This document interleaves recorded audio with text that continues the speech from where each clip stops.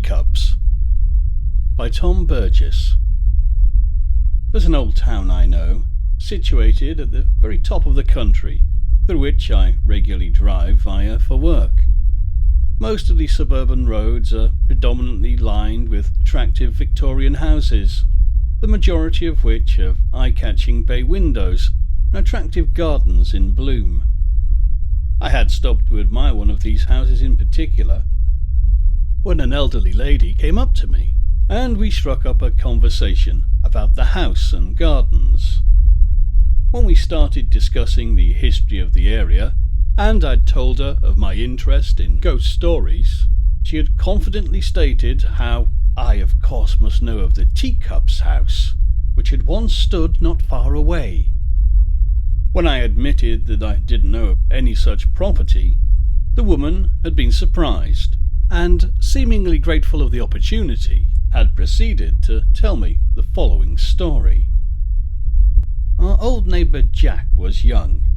He worked as a part-time insurance salesman in this area. Jack said the money wasn't great, but he'd often do well from the commission. Jack had the gift of the gab and made a lot of his sales by flirting with the old-age pensioners who populated the town, quite often closing a deal over a pot of fresh tea offered by the customer he was visiting. Though he enjoyed the fraternizing, Jack was always annoyed at how he was never allowed to keep the company van at his house. Instead, Jack would have to cycle several miles every morning to collect the truck from the depot. The cycle route itself went via a particularly lonely part of road, and apart from a couple of small bungalows, the only place of note had been a spectacularly large and old nursing property. The building was vast, with 2 grand bay windows which had overlooked the fields beyond. Not many cars passed this section of the road, so if someone was sitting by one of these windows, they'd quite often wave at Jack, to which, of course, Jack would flash that famous grin and wave back. He admitted he would hate to think of someone being ignored and left alone in such a forgotten old place. Jack's work would often mean that he would return home late, well after the sun had gone down, and long after most of the home's residents had gone to bed. Therefore, he'd been surprised when, whilst cycling home one day, a movement at the upper window of the old house had caught his eye. Situated high up in the eaves of the building, the window had looked half rotten, with a decaying broken ledge and a shabby greying curtain. Squinting at the window in the half-light of dusk, Jack had taken a moment before finally seeing the origins behind the motion. There, behind the net curtains, had sat a solitary figure. As Jack had approached the house, the figure had suddenly stirred, seemingly aware of Jack's presence. Rising slowly, it had stepped closer to the light and peered back at Jack. Caught in the street light, Jack could now see that the figure was a well-dressed elderly woman. The woman had worn an astonishing amount of old-fashioned powdered makeup, accompanied by a thick dark shade of lipstick. In her hand she held an ornate teacup, and Jack could see that most of the contents of this had appeared to have been spilt down her elegant long dress. As Jack had ridden closer, a broad smile began to spread across the lady's wizened face, and beaming, she began to frantically wave at him, raising her teacup and gesturing as if he should join her. Amused, my neighbour said he'd given her that trademark big grin of his and a wave before cycling off. For weeks after, Jack had continued to see the elderly woman at the window. In the morning he would return the waves of the building's elderly residents. Then later he would always look out for the tea-sipping resident on his way home. Each time Jack passed, he would feel sad for the woman who'd been left in such a dark part of the house, and would watch as she grinned at him, baring her blackened teeth, and frantically gesturing for him to join her. Some weeks later, Jack had seen a job advertised for a porter at the nursing property. With the benefits of a shorter commute and higher pay, Jack was eager to apply, and to his great surprise, he was asked in for an interview that very same week. On entering the house, Jack had stood agape at the sheer decadence of the building's Art Deco architecture. The lobby had been huge, leading off to a variety of corridors and rooms. After Jack had been shown around by a carer and introduced to a myriad of its residents, he remembered to ask about the elderly resident who lived in the upper quarters. But there was some confusion. The carer interviewing Jack told him there had been no residential areas in the upper parts of the building.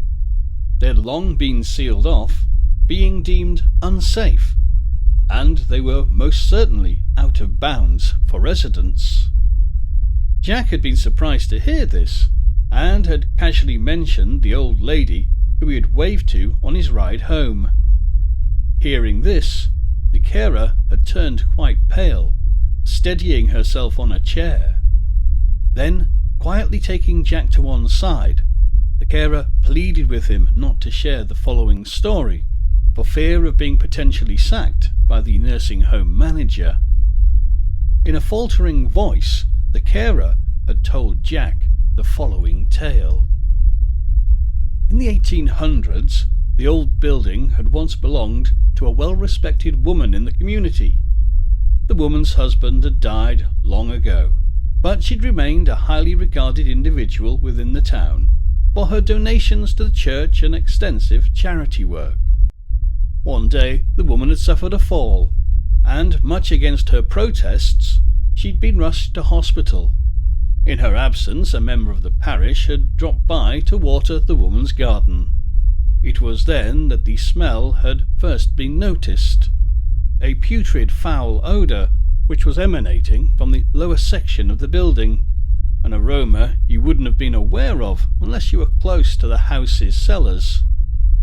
Concerned, the parish member reported the matter to the council, who subsequently investigated.